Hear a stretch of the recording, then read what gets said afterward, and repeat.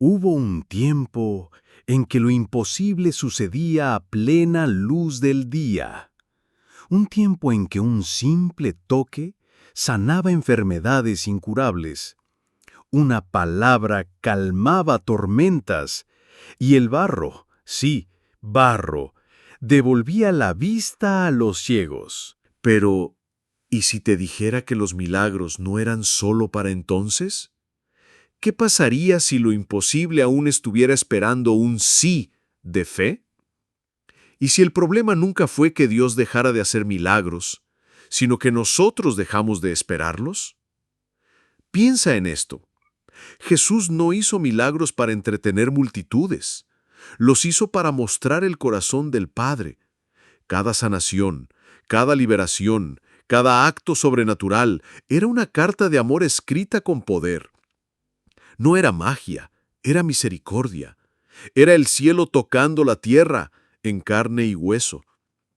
Y aquí viene lo que nadie te dice. Muchos vieron milagros, pero no creyeron. Otros ni siquiera vieron, pero creyeron. Y a esos, Jesús los llamó bienaventurados. Ahora escucha esto. Tal vez el mayor milagro no fue abrir ojos, sino corazones. No fue caminar sobre el agua, sino caminar con fe en medio de tormentas invisibles. Jesús no vino solo a sanar cuerpos, vino a resucitar lo que estaba muerto por dentro. El miedo, la culpa, la desesperanza, todo eso, Él lo tocó con su voz y lo transformó con su amor.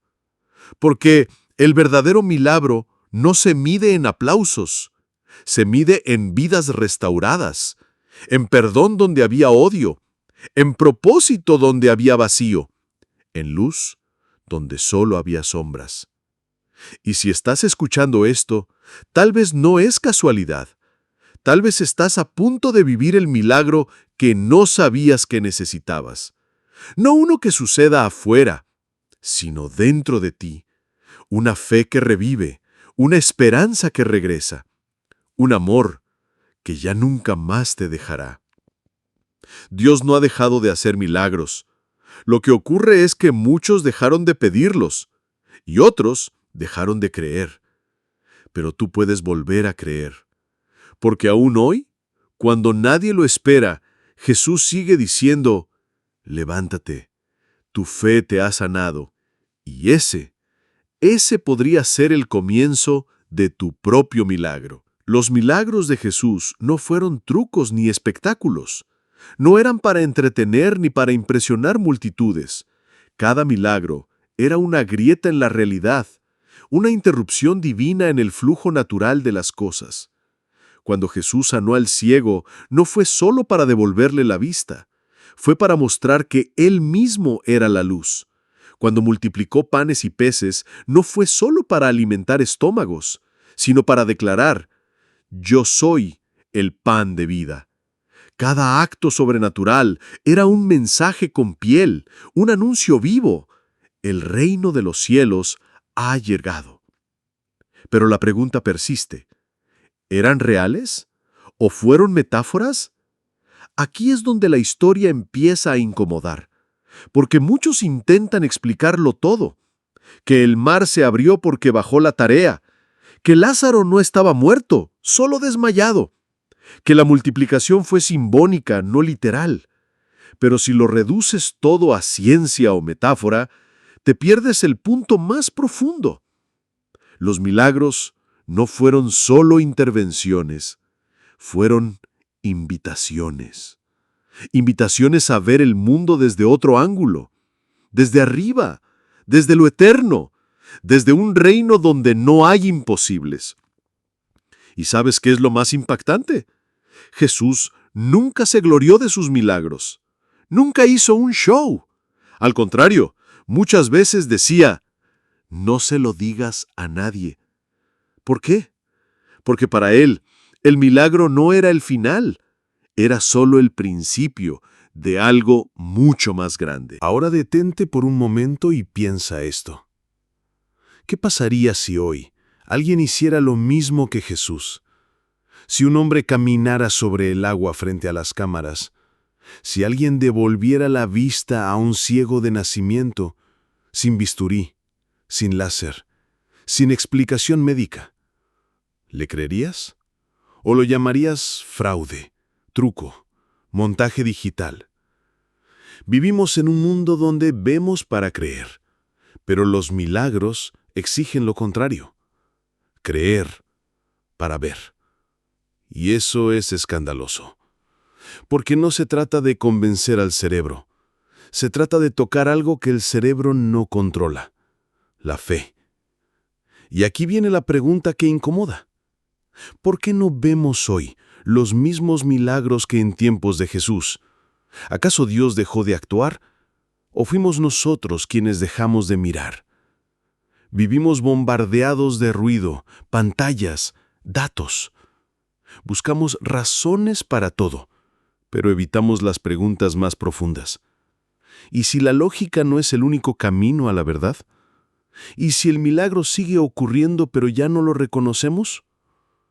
Tal vez el problema no es que los milagros desaparecieron, sino que nuestra capacidad de asombro murió lentamente. Jesús no hacía milagros para entretener, los hacía para despertar, para romper la rutina, para decirle al mundo: hay algo más.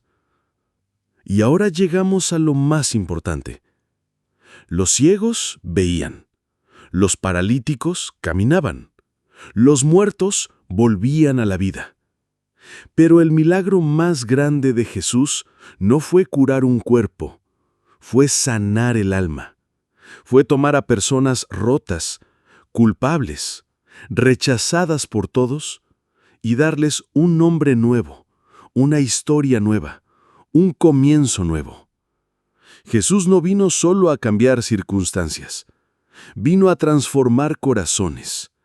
Y ese tipo de milagro sí que sigue ocurriendo hoy, porque aún hay hombres que dejan sus adicciones, mujeres que perdonan después de años de odio, jóvenes que vuelven a soñar cuando todo parecía perdido.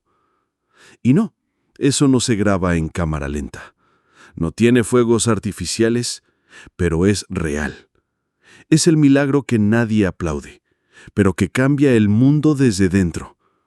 Así que la verdadera pregunta ya no es si los milagros existen, sino esta: ¿estás dispuesto a creer incluso cuando no entiendas? ¿A mirar más allá de lo visible? ¿A dejar que el milagro más importante empiece en ti? Tal vez lo que estás esperando no es que el cielo se abra, ni que el agua se convierta en vino. Tal vez el verdadero milagro es que aún estás aquí, que a pesar del dolor, de las dudas, de las heridas, sigues de pie.